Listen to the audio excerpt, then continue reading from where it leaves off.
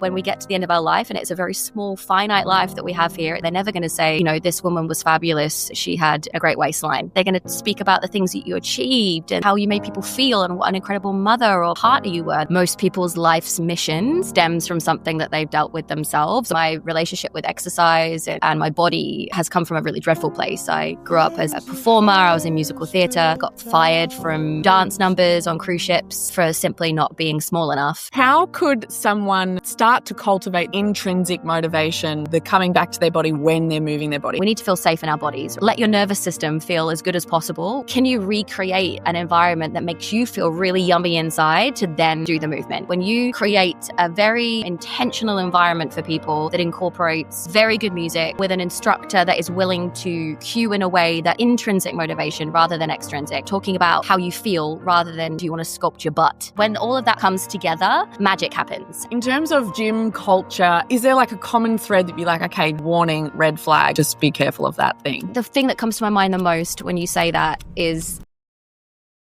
it is so frustrating. I feel like I'm training so hard. I'm working out. I am looking after myself, but the weight is not shifting. I just don't know what the to do anymore. Is it my hormones? Should I be avoiding HIIT exercise? No matter how much I try, I can't stop eating chocolate.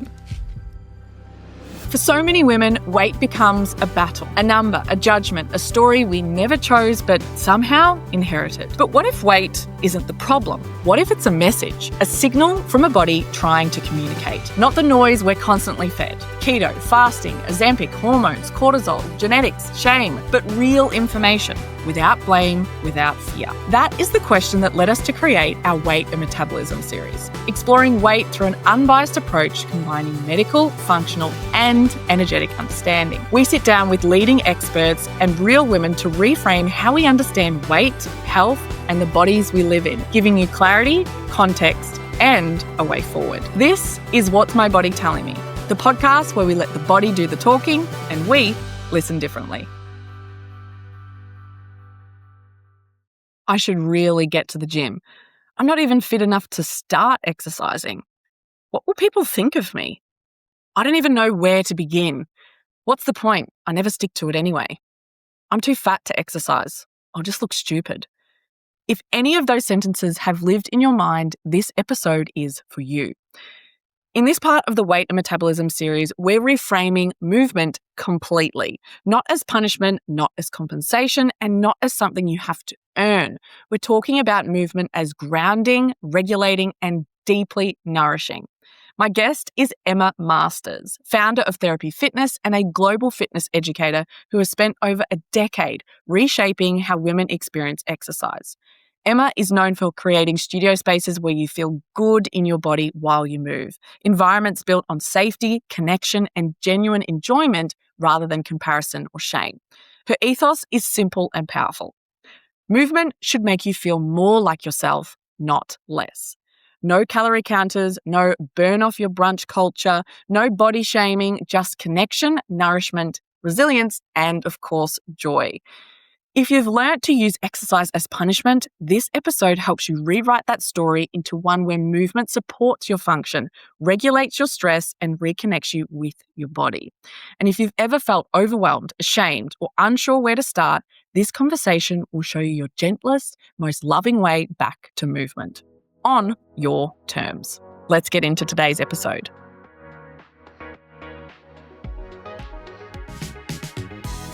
Emma, a lot of women listening right now want to reconnect with exercise but feel completely overwhelmed and often ashamed. From your perspective, what's the simplest, most loving first step that woman could do if she wants to rebuild her relationship with fitness? Something that feels good, something that feels nourishing, something that feels easy to do. Often I think we try and set ourselves up for goals and we think that they have to be hard. Like we have to be like, I'm going to punish myself with these goals. They have to feel really challenging.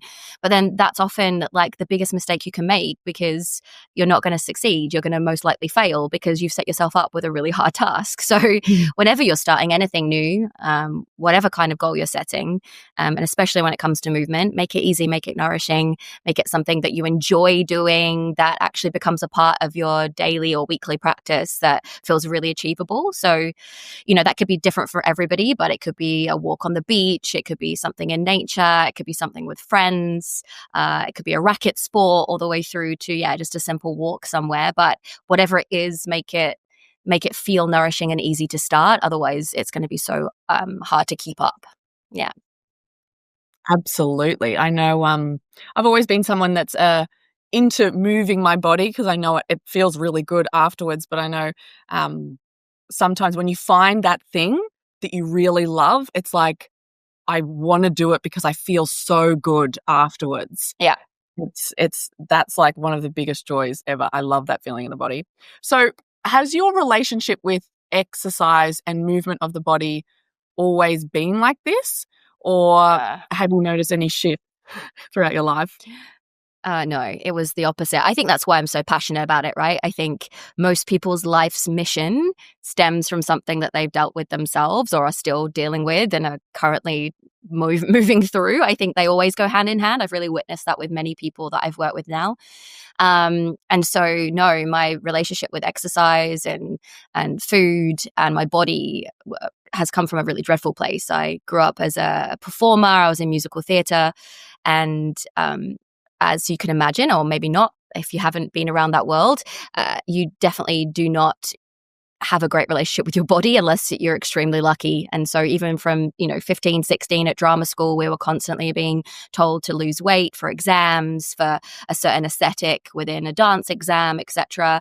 And then all the way through into my performing life, I worked on cruise ships where we would get weighed once a week in front of everybody. We'd queue up with the whole cast ready to get on the scales, and it was very much celebrated if you'd lost weight, a bit frowned upon if you put it on, or even if you'd stayed the same. Everyone I think was in a little bit of secret competition to get the number down, and that happens, right? In a group mentality, there becomes this kind of competitive edge and this want to be the best. And I got fired from group dance numbers on cruise ships for simply not being small enough. And you could be a really tough cookie, but eventually that takes its toll. And it was on cruise ship contracts that I looking back now, definitely started to develop an eating disorder.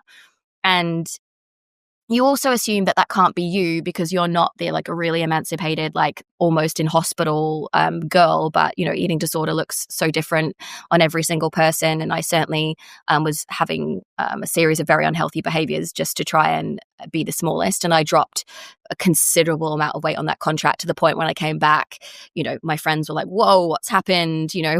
Why? And for me, I couldn't see it. I still wanted to lose more. I had more to go, and that's very hard to undo. Because then, society has this way of celebrating weight loss, maybe not your closest friends, but certainly your family, especially older generations, or just people you meet on the street. Oh, wow, you look so great. You lost weight. And so that just keeps fueling the fire. And so I can just continued on with those unhealthy behaviors with food and exercise. And exercise definitely became a big part of that on ships. So I started working out probably for the first time. I'd always been dancing and moving. I'd never really been to a gym. That was boring to me at that point. But my first introduction to real exercise was as a tool to get my weight down. So I was swimming in the morning before breakfast. I was then, going to the gym in the afternoon. Then I had 2 shows at night. And then, I was really doing everything I could. And so that continued. I joined a gym when I got back, and I just really continued on that train, continuing to be celebrated for every pound I lost.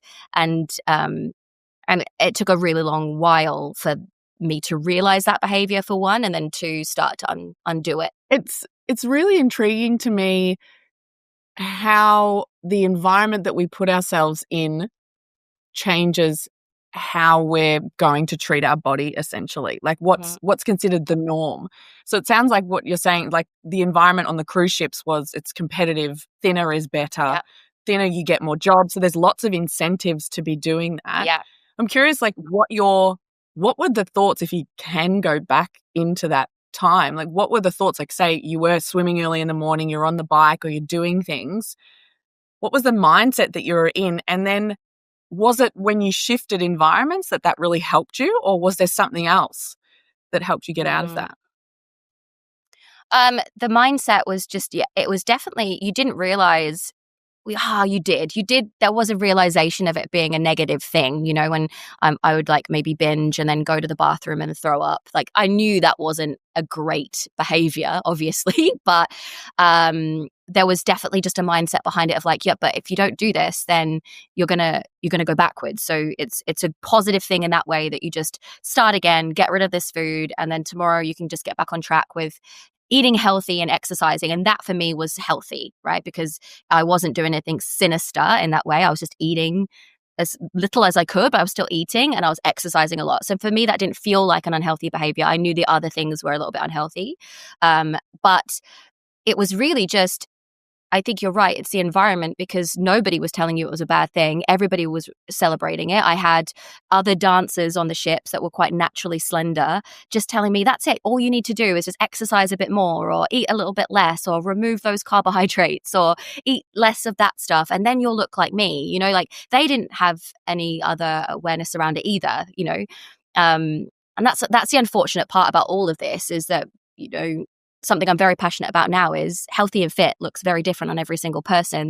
There is an awareness around genetics and how not everybody's meant to look the same. However, if you don't know that, you don't know that. So if you're another dancer on the ship looking at someone that's really struggling, I don't blame those people for giving me that advice, because they knew no better. They weren't educated on why I looked different to them and why I might be struggling. They probably just did assume that I was binge eating cookies in my bedroom or something because I didn't look like them, And so, yeah. And I guess I probably believed it. Okay, yeah, I just need to do more of the things that they're saying and I'll be able to look like them too. When I shifted environments, I guess it didn't, because I stayed in the performing arts world for a while longer after that. And that world is just fueled by that same mentality. As I said, it wasn't just ships, it was at school, everything. I think the ships pushed me over the edge, because I got to this point where I really loved my job and I wanted to keep doing it. But when I shifted environments, I guess it was the start of something, because then I eventually did get out of the performing arts industry, realizing it just wasn't a healthy place for me to be. I think it was when my mental health shifted more than my physical health.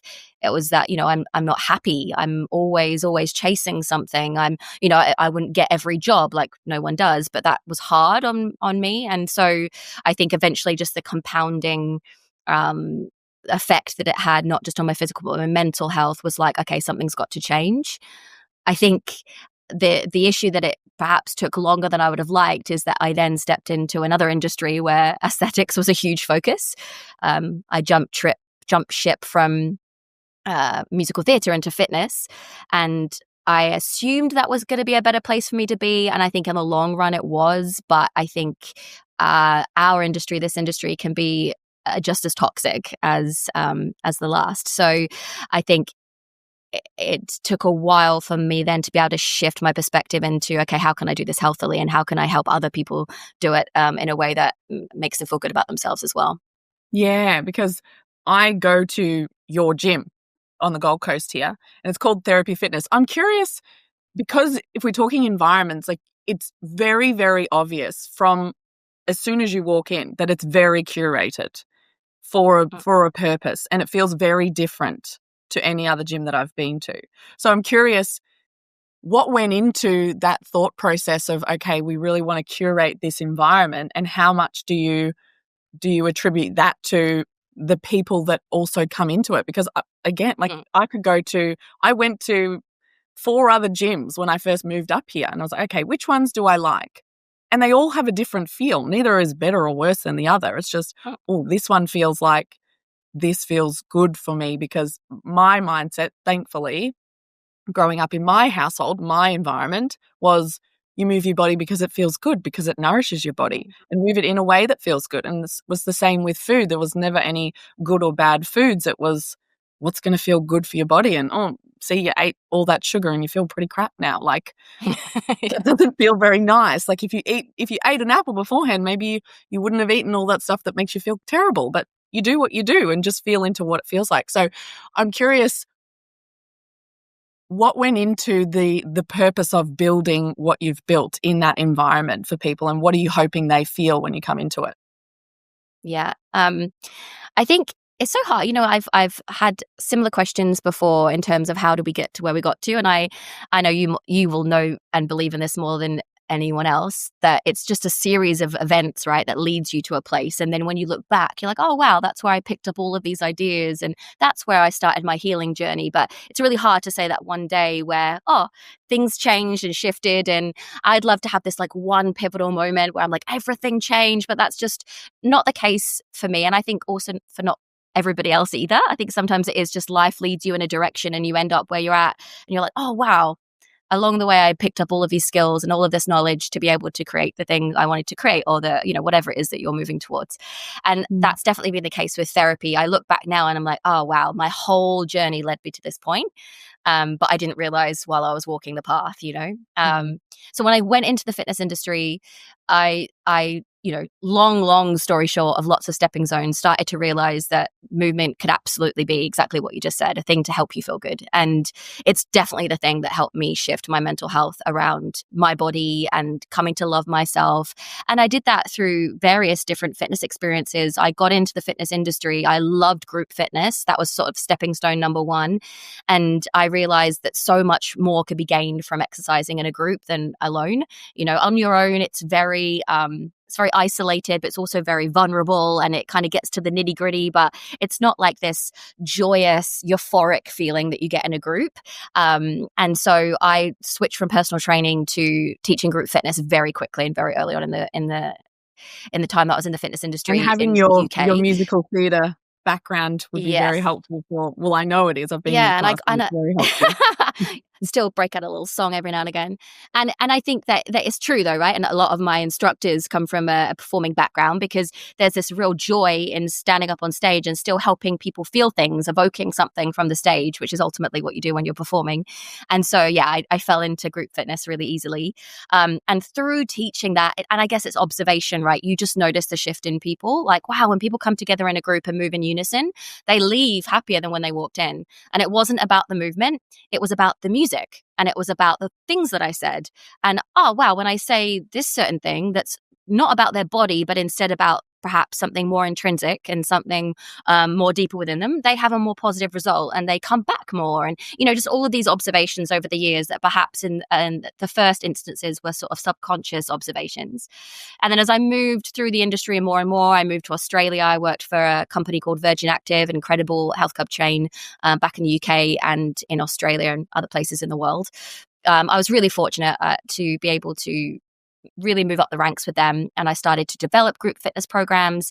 They sent me to the US because they wanted to move into this whole idea of boutique fitness. And this was, close to 10 years ago now, where boutique was still quite small. And I was really fortunate to go out to the US where it was really booming in that moment. And I went and did my first Soul Cycle class.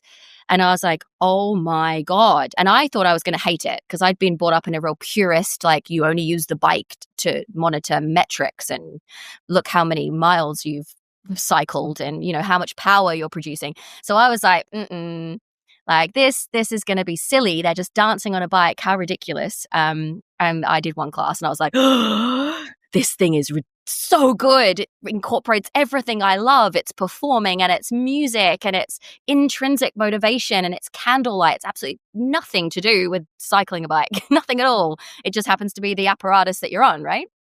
And I think that's when it all clicked. All of that subconscious things that I've been learning throughout my years, suddenly came into my view. And I was like, this is magic. This is actually magic. When you create a very intentional environment for people that incorporates very good music with specific lighting and an environment that makes you feel immersed, along with an instructor that is willing to cue in a way that touches you on the inside, intrinsic motivation rather than extrinsic. So in the most simplest form, talking about how you feel rather than, do you want to sculpt your butt?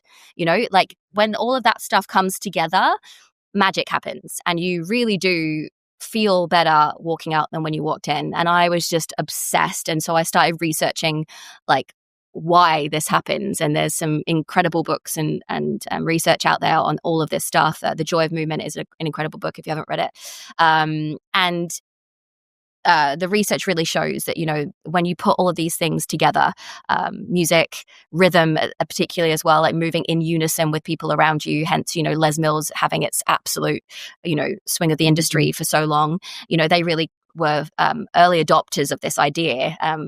I'm sure not without realizing it. I'm sure they had absolute knowledge behind it. But that this idea of moving to music in unison, in a group, in an immersive atmosphere with an incredible instructor, a rock star instructor, really does create magic. And so, you fast forward to me leaving that, consulting, traveling around the world, blah, blah, blah. But then eventually wanting to open my own studio, I knew that this is what it had to be. I wanted to create an environment for people that was absolutely nothing to do with the way they looked, hence my background, but everything to do with the way that they feel. And so to do that, it has to be intentional. It has to be from the moment they walk in the door to the smell that they smell, to the way that they're greeted by a reception, to the way that they feel safety with the instructor, to the way that they feel immersed in the studio, to the music, hitting their nostalgic feels, all the way through to, incorporating mindfulness and lighting, et cetera, et cetera, et cetera, all the things that you felt in therapy. Every single piece of that is intentional to help create this space where people feel safe, seen, connected, and they walk out feeling better mentally. A quick pause before we continue. If you're listening to this episode, chances are you're trying to make sense of a symptom, whether that's weight, fatigue, PMS, brain fog, hair shedding, acne, or period pain. Maybe you've run the tests, being told everything looks normal while nothing actually feels normal. I want you to hear this clearly. Your symptoms are real, and your body is communicating, and you don't actually have to figure this out alone. After decades of trying to find answers for my patients and myself and studying across the various fields of healthcare, I created the Fundamentals Framework because the healthcare system hasn't had a space for women who feel stuck between symptoms and answers, and I wanted to fix that by giving you clarity and a way forward without being dismissed, overwhelmed, or disconnected from your body. Inside our clinic, you work one-on-one with a registered healthcare practitioner trained in this method, complete science-backed functional testing that looks beyond bloods, and build a personalized roadmap based on your body, not trends and not bias. Not to fix you, but to understand you. If you're ready to stop guessing and start listening differently to your body, you can book a free clarity call via the link in our show notes. Appointments open early 2026. All right, let's get back into the episode. Absolutely. And as I said, you can feel, you might not notice all of the things, but you just know that it's like everything has a place. Like it's you when you walk in, you just know that. So if someone is listening to this and they don't live on the Gold Coast, which we have a lot of listeners all around the world, how could someone start to cultivate that themselves? Like create that sort of that intrinsic motivation, the coming back to their body when they're moving their body. How might they be able to start doing that? If it's possible, like create an environment that feels nice. So, even if you're working out at home, don't just do it with the washing everywhere or, like safety in our body is such a huge, you talk about it all the time. We need to feel safe in our bodies, right? And so if we're not feeling safe and then we try and do something, it can feel very uncomfortable and very mismatched. And so like, how can you create your own personal safety? And that will be different for everybody. Some people might not mind mess, but if you're somebody that's like, oh, I hate a messy environment, don't then try and do your workout in a messy environment. Let your nervous system feel as good as possible when adopting this task. And so, could you light a candle, put some incense on, create your favorite playlist? Can you recreate an environment that makes you feel really yummy inside to then do the movement? I think it will make the world a difference. And people might be like, nah, and then try it and be like, oh, wow, that really did make a difference, because those tiny little factors help us get into our body more. They help us be present. When we're smelling something beautiful, when we're, looking at the flicker of a candle, when the lighting's just right, we just get to be more at home in our body. We get to be more in the present moment. And so therefore, then any movement on top of that is going to have a far greater effect. And it's so interesting when you tie in like the neuroscience behind it. I know there's some reels that I see, like you guys don't have reformer Pilates, but there's a reel that I see that like they see people like hooking a spring on to their reformer, and it's like, oh yes, that trend, a divorce, or I had a breakup, or I got a new job, or like it's like everyone that comes onto the reformer is different. It's the same like with mat Pilates, it's the same with anything. Like everyone's coming with whatever is happening in their life. So I think it's really interesting when we tie in neuroscience, and sometimes when we have that anxiety, or maybe it's a lot of the stories that we have. We're in the story part of our brain, whatever it is. We might have stories about our body, like, I wish my bum was more sculpted. I wish my arms looked like this. Oh my gosh, my cellulite's flopping here, or whatever the stories might be. Or it might be stories of, I feel like my partner doesn't like me. I feel like, whatever the stories are, when we are in that part of our brain, the best way to shift modes is to get into our body, literally to move with our body. So it's really amazing when you can do that movement, but then also pair it with sensation and other people moving around you. Like that, everything you're describing neurologically actually gets you out of it's called the default mode network, which is where our story part is. And then it gets you into what's called the salience network, or the part that's responsible for your body. So it's incredible. Literally what you're doing is, like, physiologically, it's completely changing and reshaping our body and in terms of our story. So if there is anyone, I'm going off on a bit of a tangent, but I'm just thinking about all these different pathways. And I'm like, if anyone is listening and you are having those stories of shame about your body, or I don't know whether I can start exercising, or what are people going to think of me, or whatever the stories are that you feel like are stopping you from doing that, it's, I think, taking that smallest action and doing it in an environment that's going to help you feel safe, exactly what you said, and moving your body. Yeah, that's really cool. So in terms of gym culture and fads, because as you said, like, you've been in this industry for quite some time, you've worked internationally, you've been to SoulCycle and all the different types of health and fitness. And I know recently you just traveled overseas and were sort of seeing what the industry is doing. What have you seen come and go over the last sort of decade or so in terms of trends? And is there like a common thread that you're like, okay, that's really good? Or is there warning, like certain things you're like, oh, warning, red flag, like just be careful of that thing that this trend is promising? I'm not sure about, so I think the thing that comes to my mind the most when you say that is something that unfortunately hasn't trended out yet, which I wished it would, which is any gym focusing heavily on weight loss and aesthetics as their marketing tool. Like, and I know that there will be people in the industry that disagree with me, that, you know, some people need that support, but I think it's the way that we go about it.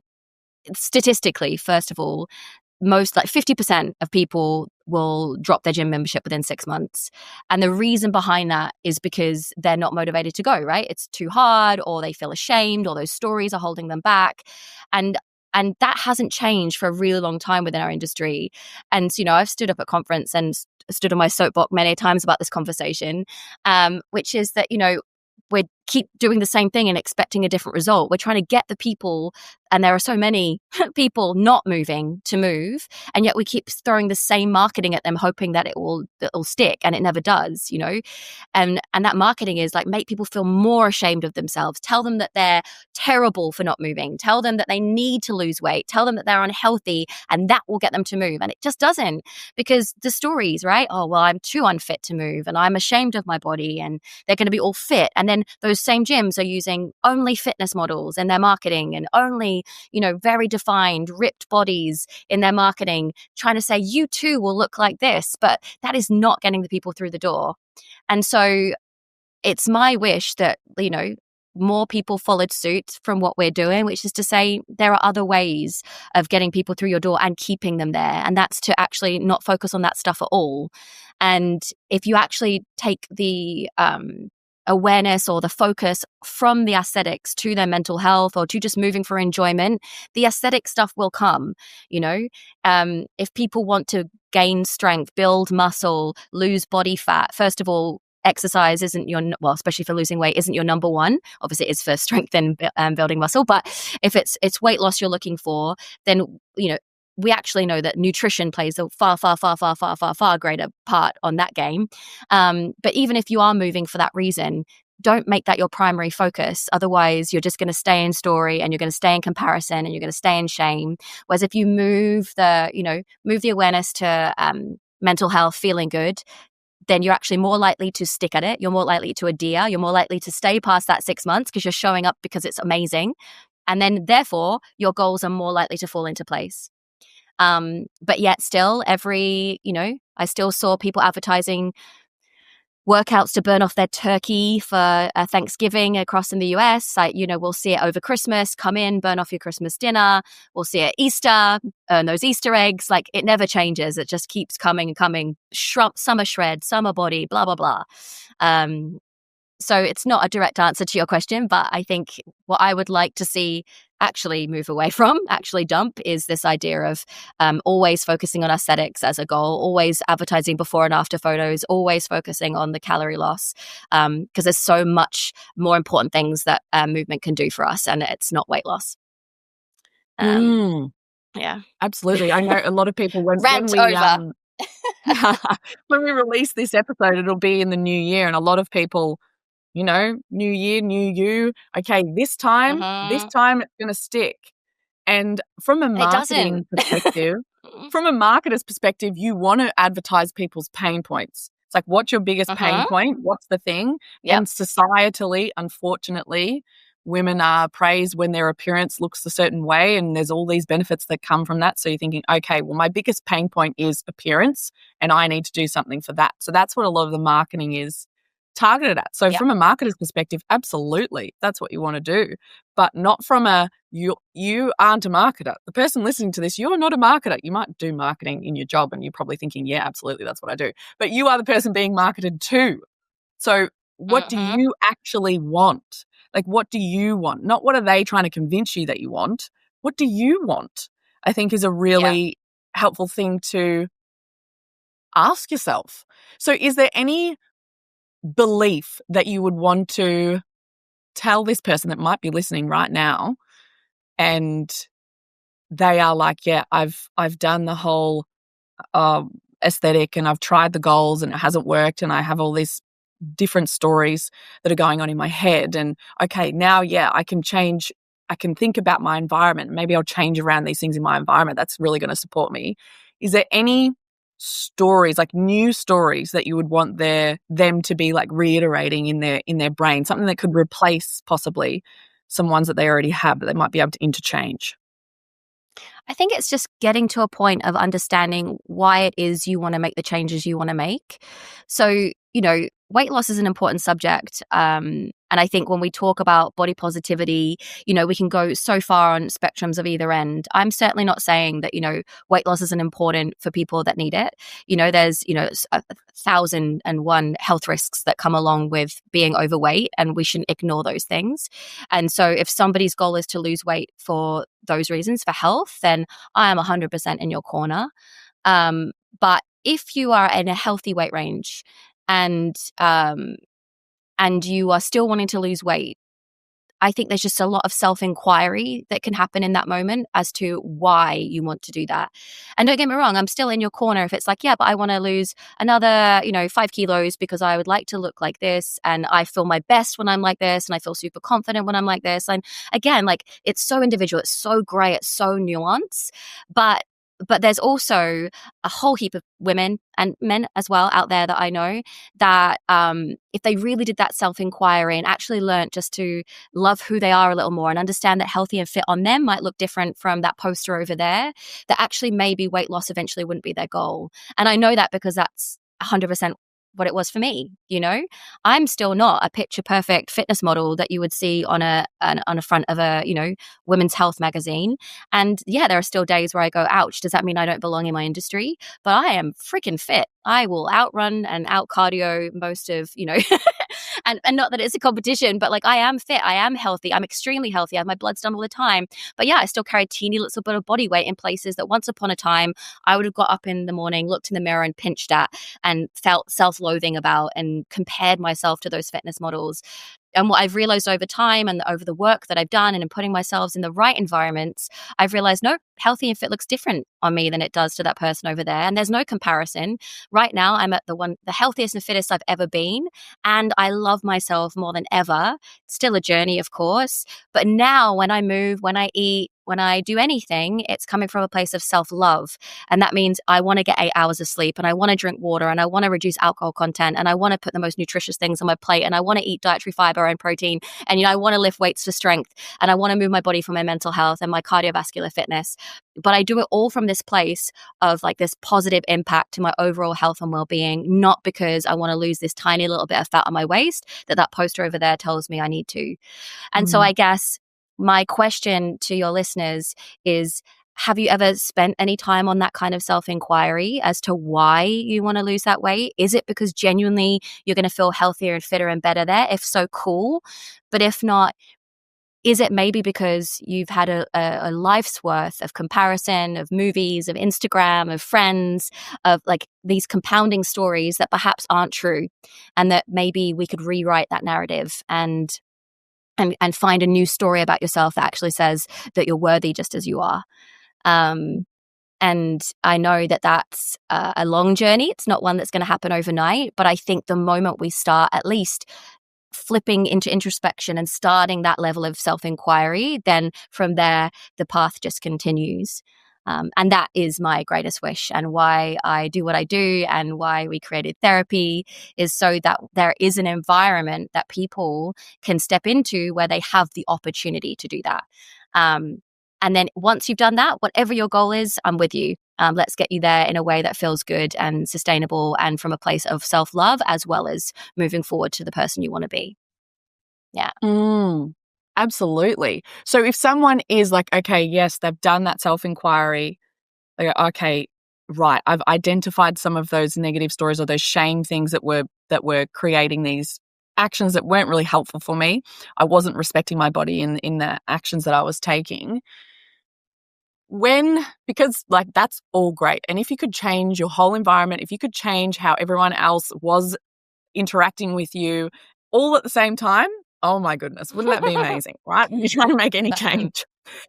If that person is starting to make these changes and they knowingly will start to become aware of maybe comments that people make towards them or Instagram things that start to pop up, they're like, oh, this isn't aligned anymore with now where I'm going. Like they're in that sort of awareness phase, and it's like, oh, it's a bit sticky, it's a bit uncomfortable. What would be a way that this person could support themselves, for instance, if they get a comment from their friend, their mum, their cousin, anyone in their space that's like that feels a bit sticky, that's not actually that doesn't align with me anymore. Like is there any phrases or anything that could support them? Yeah, I mean, because I have this discussion a lot with people, which is just the commenting on body part thing. We train our instructors to never, ever talk about body parts. So you'll never hear them talking about, sculpting something or losing something or burning calories. And the same goes even for compliments, right? Like I told you how detrimental that was on me when I was working through my eating disorder. If somebody praised me for losing weight, and we so often do that, right? Like, oh, wow, you look so great. But we don't know what that person's going through and why they are looking the way that they do. They could be sick. They could be grieving. They could be, a million things other than trying to lose the weight, right? And so I think it's about expressing those boundaries to people around you. If you're on this mission now that says, okay, I'm going to make these changes in my life where I'm on a path of self-worth, and doesn't mean I have to be stuck in this version of me now. I can absolutely move towards something else, but I'm going to do so in a healthy way. I think it's about educating the people around you. So if somebody does, comment on your body or say, oh, you're looking, like you've lost weight, that's so great.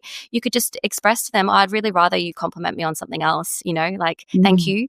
But, I'd rather you compliment me on, that presentation I did the other day, or, or how, my beautiful dress that I'm wearing, or whatever it might be, like just helping people to start to understand that, complimenting on people's body shapes and sizes isn't the only way to make people feel good about themselves. And there are a million other more interesting and more wonderful things about people that we could compliment them on. And so, especially with older generations, I think it's an education piece, because that's just stuck in the nervous system, right? Like, again, they don't know what they don't know, but maybe we can help to educate them along the way. Okay. I want to hit pause for a moment, because if you're listening to this and thinking, I know movement would help, but I just feel so far away from it, this part is for you. Let's do a really simple reset together.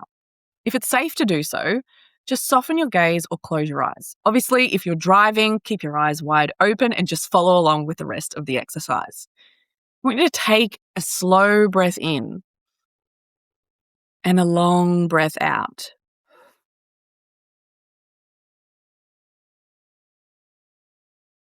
And now I want you to notice, when you think about exercise, what's the first sentence that pops into your head? Is it, I should get back to the gym. I've really let myself go. I'll start when I've lost weight. Oh my gosh, I'm so unfit. Or what's the point? I never stick to it anyway. Whatever it is, just notice it. The sentence is not the truth. It's a story your nervous system has practiced over and over and over again. Now I want you to gently swap the question. So instead of what should I be doing, ask what would feel nourishing for my body today? Not this year, not this month, just today. Maybe your body is asking for a 5-minute stretch on the bedroom floor. Maybe it's asking for a walk around the block after dinner listening to a podcast or a great new song that you found. Maybe it's dancing to a song in the kitchen when you make breakfast for your kids before school. Nothing extreme, nothing punishing, just doable and kind. And I want you to layer that in with what Emma and I have been talking about the environment and safety. So before you move, ask, can I make this feel 2% more special? Can I dim a light, light a candle, open a window, put on a song that makes my shoulders drop or my hips shake? Because your body is so much more likely to say yes to movement when it feels safe and not shamed. So here's your tiny invitation from this episode. Number 1, retire a should sentence about exercise and replace it with one that's kinder. So something like, I'm rebuilding my relationship with movement. I choose movements that feel good in my body. And then choose one 5-minute nourishing movement ritual you can repeat this week. That could be the same walk, the same song, the same stretch. Your nervous system loves repetition. The goal isn't to smash yourself. The goal is to show your body you're on its side. Because when your movement becomes an act of care instead of punishment, everything else we talk about in this weight and metabolism series, including your hormones, your stress, your digestion, your energy, it all starts to shift. All right, let's take one more breath in and a long breath out. Now let's jump back into our conversation with Emma.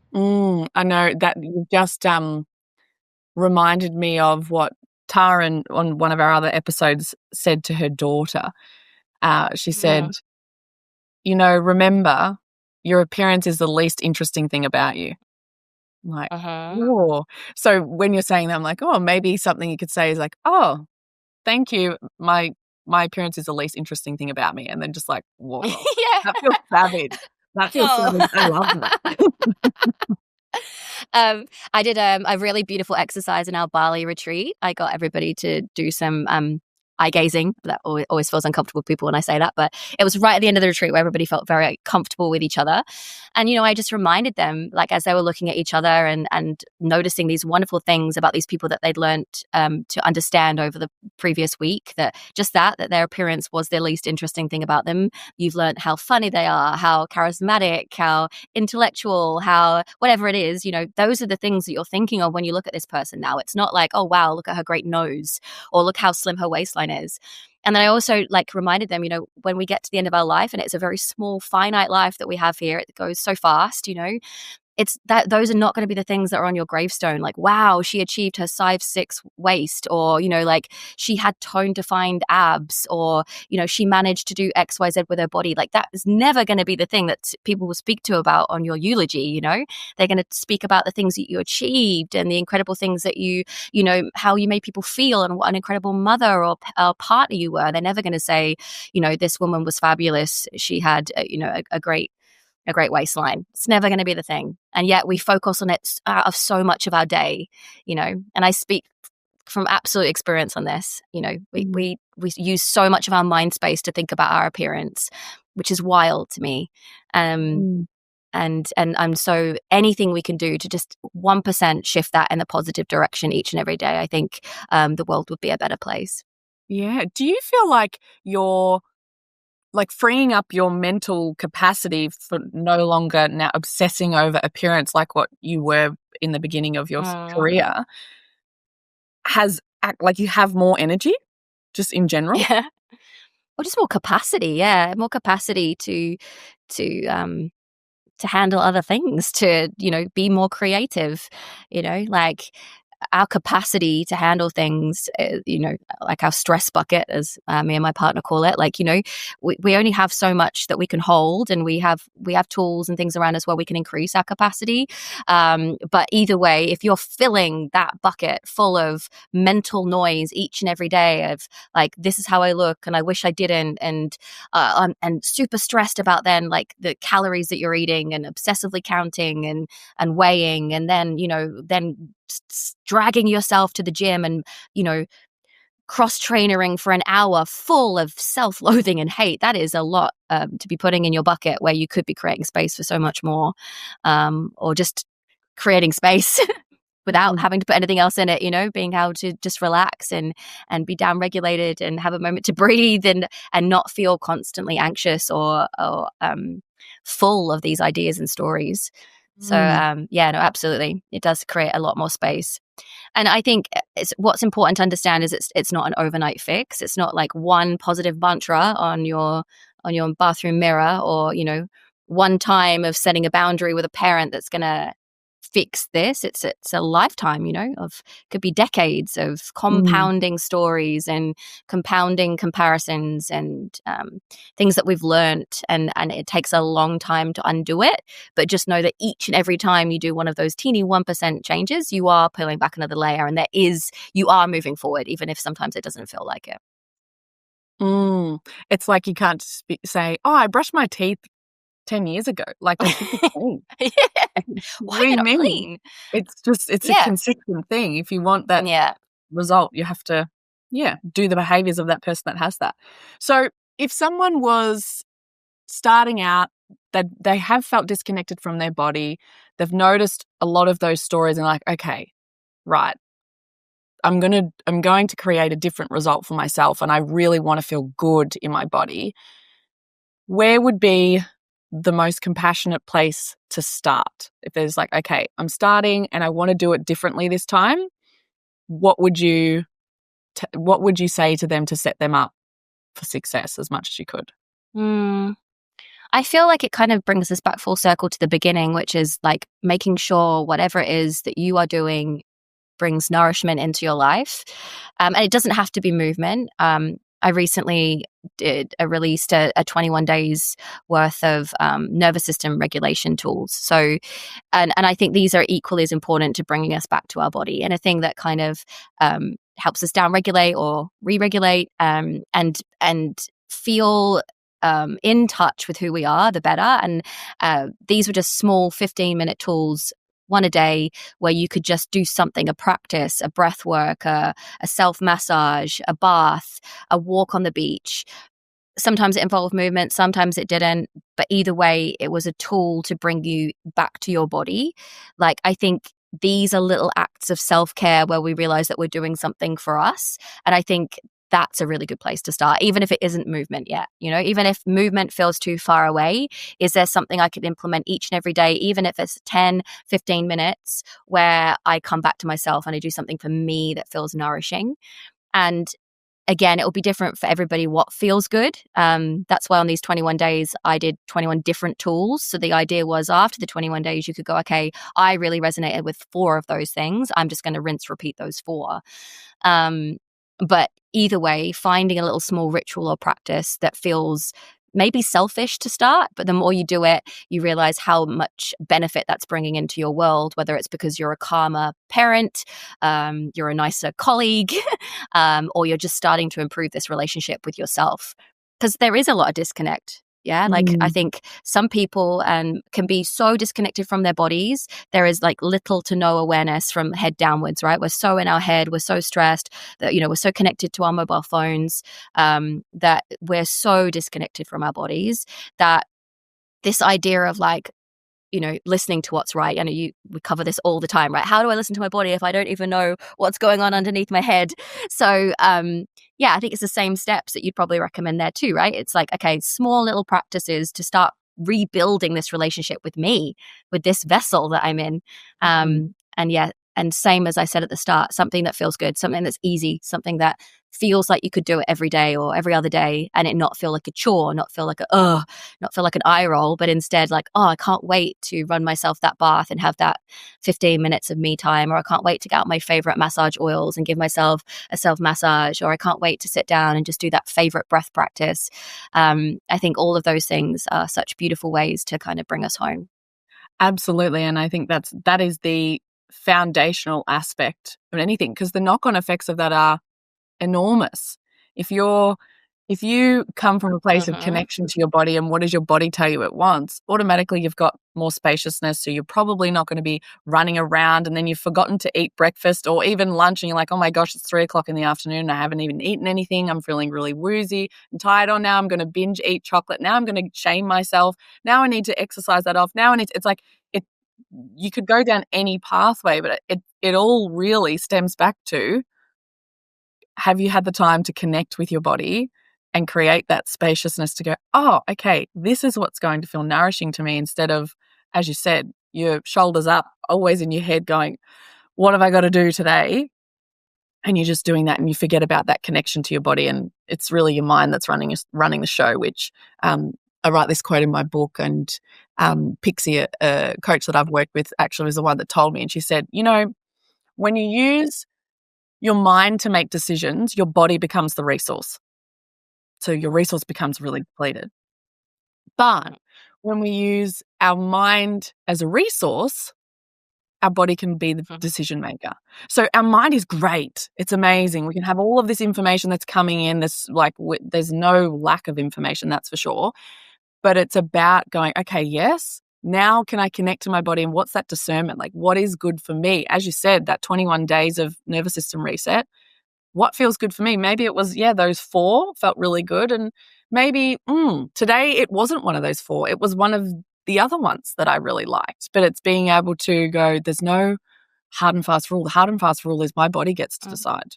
That's what I govern as. If there's going to be any rule for me, it's, what does my body decide? And my mind can be the resource, not the other way around, because I've felt it, and I know you've felt it, and I think everyone listening to this, when you keep making decisions with your mind, your body's going to tell you in one way or another. So, I just wanted to end on, if movement could speak to you, what do you think it's trying to say to you? I think it would be it would be a frustrated entity saying, why do the humans not use me for all I'm capable of doing? I think it would be saddened that it's just being used as a way of punishment or of calorie burn. And it would say, but you don't understand, there is so much more magic that we can create together if you just understand how, that magic movement can be the key to reducing anxiety, depression. It can connect you with your body. It can help build your intuition, your self-worth, your value. It can bring you together in community.